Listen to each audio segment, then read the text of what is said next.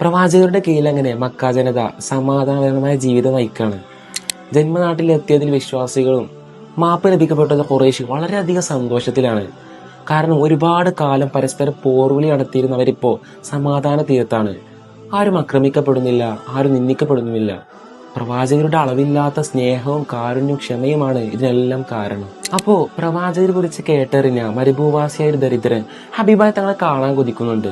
അദ്ദേഹം മക്കയിലെത്തി ജനങ്ങൾ അദ്ദേഹത്തെ തിരുസന്നിധിയിൽ എത്തിക്കുകയാണ്. താൻ കാണാൻ കുറിച്ച് പ്രവാചകരുടെ അടുത്തതിന്റെ ആവേശവും വലിയൊരു വിഭാഗത്തിന്റെ നേതാവിന് മുമ്പിലാണ് താൻ നിൽക്കുന്ന ആശങ്കയുടെ കലർന്ന് അദ്ദേഹത്തിന് വാക്കുകൾ കിട്ടുന്നില്ല. കാര്യം മനസ്സിലാക്കി പ്രവാചകൻ അദ്ദേഹത്തെ ആശ്വസിപ്പിക്കാൻ വേണ്ടി പറയാണ്, നിങ്ങൾ സമാധാനിക്കൂ, ഞാൻ രാജാവൊന്നല്ല. വെയിലത്ത് ഇറച്ചി ഉണക്കി ഉണക്കറൊട്ടിയോടൊപ്പം കഴിക്കുകയും മകനെ ഭക്ഷിപ്പിക്കുകയും ചെയ്യുന്ന ഒരു സ്ത്രീയുടെ മകനാണ്. അദ്ദേഹത്തിന്റെ ആശങ്ക മാറി. ഒരു വലിയ ജനതയുടെ നേതാവായിട്ടും പ്രവാചകൻ മറ്റുള്ളവരോട് കാണിക്കുന്ന വിനയം എക്കാലത്തും പ്രസക്തമാണ്.